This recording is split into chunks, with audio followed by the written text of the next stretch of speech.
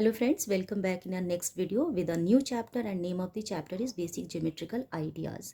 इस वीडियो में हम लोग इंट्रोडक्शन कवर करेंगे फॉर एक्सरसाइज 4.1 सो दैट हम लोग सारे इसके इंपॉर्टेंट पॉइंट्स और टर्म्स को समझ सकें।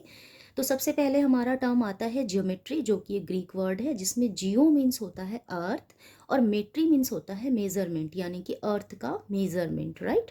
तो सबसे पहले कुछ बहुत ही बेसिक पॉइंट्स हैं, आपको जानना चाहिए। वैसे तो आप जानते हो बट आप उनको डिफाइन करते टाइम सोचने लग जाते हो कि ये कैसे होगा। सो चलो सबसे पहले हम इन सब के बारे में थोड़ा थोड़ा जान लेते हैं। सबसे पहले आता है पॉइंट्स। पॉइंट्स क्या होता है? तो ये एक पॉइंट है, राइट। तो पॉइंट क्या कर रहा है? ये एक लोकेशन को डिटरमाइन कर रहा है। जैसे मैं बोलूँ कि यहाँ पर एक हॉस्पिटल है और यहाँ पर एक स्कूल है, तो मैं पॉइंट से उसको लोकेट कर रही हूँ। पॉइंट क्या करता है? ये एक लोकेशन को डिटरमाइन करता है, right. Now next is line segment. अब लाइन सेगमेंट क्या होता है? The shortest distance between two points is called a line segment. जैसे कि मैंने बोला था यहाँ पर कि ये स्कूल है, ये हॉस्पिटल है। अब इसका शॉर्टेस्ट डिस्टेंस तो ये सीधे सीधे में ही होगा ना, ऐसे घुमा फिरा के जाएंगे तो वो तो लॉन्ग कट पड़ जाएगा। हमें तो शॉर्टकट लेना है। जो शॉर्टकट है, जो शॉर्ट लेंथ है किसी भी डिस्टेंस का, उसको हम लोग बोलेंगे लाइन सेगमेंट। ओके, मान लो ये एक लाइन सेगमेंट है, मैंने इसका नाम रख दिया ए और इसका रख दिया बी। तो इसका इस दोनों पॉइंट के बीच का ये जो शॉर्टेस्ट डिस्टेंस है, ये हमारा लाइन सेगमेंट ए बी है। लाइन सेगमेंट को हम डिनोट करते हैं इस तरीके से, ए बी लिखकर उसके ऊपर एक छोटा सा लाइन हम ड्रॉ कर देते हैं। और ए बी जो कोई भी अगर लाइन है, हम चाहे इधर से बोले या इधर से बोले, सेम चीज़ होती है, राइट। हम लोग लाइन सेगमेंट को ए बी या फिर बी ए भी लिख सकते हैं। फॉर एग्जाम्पल अ ट्यूबलाइट, आप एक ट्यूबलाइट को देखेंगे तो वो क्या है? एक लाइन सेगमेंट है। आपके ज्योमेट्री बॉक्स का जो एज होगा, जो किनारा होगा, वो क्या है? वो भी लाइन सेगमेंट है। एंड देन अगर हम बात करें नेक्स्ट की, और क्या हो सकता है लाइन सेगमेंट में, तो अगर कोई पोस्ट कार्ड आप देख रहे हो या आप अपनी नोटबुक ही देख लो, तो उसका जो एज है, जो किनारा है, उसको हम लोग क्या बोलेंगे? लाइन सेगमेंट बोलेंगे, ठीक है। तो ये हो गया हमारा लाइन सेगमेंट। आप लोग चाहो तो साथ के साथ एसेस ले सकते हो, सो दैट ये बेसिकली जब भी आप चैप्टर स्कूल में पढ़ोगे तो आपके जो भी टीचर होंगे वो ये सारी डेफिनेशंस आपको लिखवाएंगे। अगर आप लिखना चाहते हो तो आप एसेस ले लो। Next is line. Line segment क्या है? ये लाइन का एक छोटा सा टुकड़ा है। जैसे मान लो मेरे पास इतनी लंबी एक रस्सी है, मैंने बीच में से कुछ पार्ट उसका कट कर लिया, तो वो लाइन सेगमेंट है जो हमने कट किया, part of that rope. But पूरी रोप की अगर बात करें तो रोप तो हम दोनों तरफ से एक्सटेंड कर सकते हैं, जितना मर्जी उतना, वो हो गया हमारा line. By extending a line segment indefinitely, मतलब इधर से इसको बढ़ा दूं और इधर से इसको बढ़ा दूं, और इनडेफिनेटली का मतलब जिसका कोई एंड पॉइंट ना हो। तो दोनों साइड से अगर हमने लाइन सेगमेंट को ऐसे एक्सटेंड कर दिया इनडेफिनेटली, तो हमें क्या मिलेगा? एक लाइन मिलेगा, ठीक है। जैसे मैंने ड्रॉ किया है एक लाइन, ये पी क्यू। अब देखो ये लाइन सेगमेंट होता है, हमेशा ध्यान रखना, बच्चे लाइन जब ड्रॉ करने को बोला जाता है तो बच्चे इस तरीके से लाइन बनाएंगे और 2 पॉइंट दिखा देंगे, नहीं।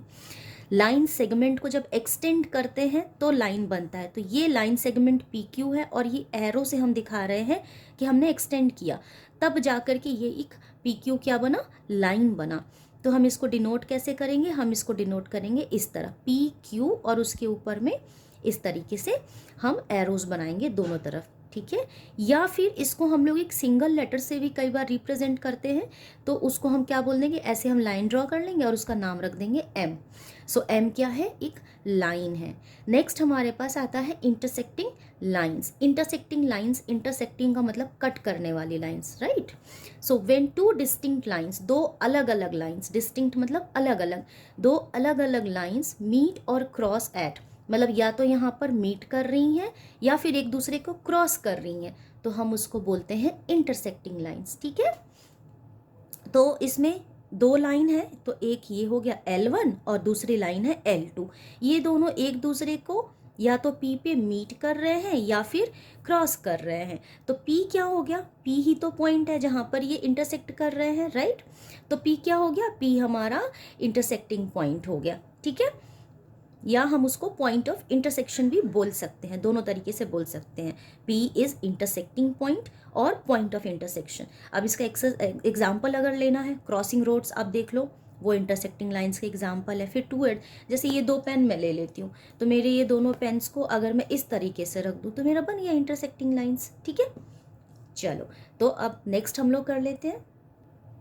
नेक्स्ट आता है हमारा पैरेलल लाइंस। ठीक है, पैरेलल लाइंस में हम क्या देखते हैं कि जैसे अभी पीछे हमने दो लाइन लिया था L1 L2, वैसे ही हमने यहाँ पर दो लाइंस ले ली हैं M1 और M2।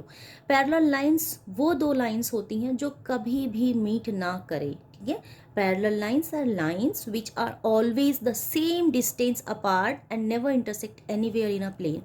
हमेशा ये डिस्टेंस ये मेंटेन करेगा और कभी भी आप इसको कितना भी एक्सटेंड कर लो, कभी भी ये इंटरसेक्ट नहीं करेगा एट एनी कॉस्ट। तो हम इसको कैसे रिप्रेजेंट करते हैं, इस तरह, इस लाइन से M1 is parallel to M2।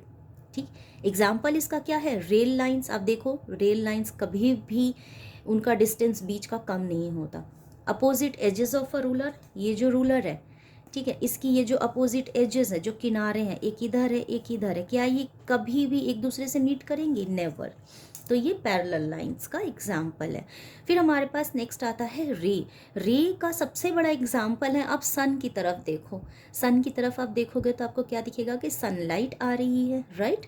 तो सन क्या है, सन एक पॉइंट है, मान लो पॉइंट ए, और वहाँ से जो सन की रेज निकल रही हैं वो हमारे अर्थ पे आ रही हैं, ऑल ओवर वर्ल्ड गिर रही हैं। ठीक है, अ रे is a line which starts from a particular point and goes infinitely towards a particular direction. तो जो सन की जो रेज आती है उसका कोई लिमिट तो है नहीं, वो इनफाइनाइटली स्प्रेड होता है ना चारों ओर। तो रे का मतलब ये हो गया, जैसे आपके मोबाइल का फ्लैश लाइट आप ऑन करोगे अगर, तो आप क्या देखोगे, मोबाइल आपका एक पर्टिकुलर पॉइंट है और वहाँ से जो लाइट निकल रही है वो इनफाइनाइटली जा रही है। तो इसको डिनोट हम इस तरीके से करते हैं लाइन की तरह, बट लाइन में ना दोनों तरफ एरो हेड होते हैं, इसमें सिर्फ एक तरफ होता है और एक तरफ में पॉइंट होता है। इसका एग्जाम्पल होगा रे ऑफ लाइट फ्रॉम सन या फिर टॉर्च।